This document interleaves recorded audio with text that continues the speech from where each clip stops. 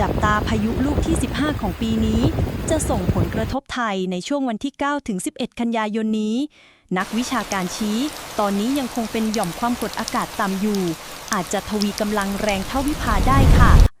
ส่วนพยากรณ์อากาศในช่วงวันที่ 3 ถึง 8 กันยายนนี้อีสานจะมีฝนตกหนักบางแห่ง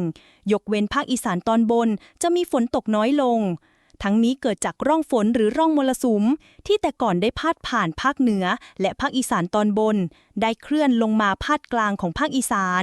มีผลโดยตรงทำให้อีสานตอนบนจะมีฝนตกน้อยลงตกแค่ระยะสั้นๆกระจายเป็นหย่อม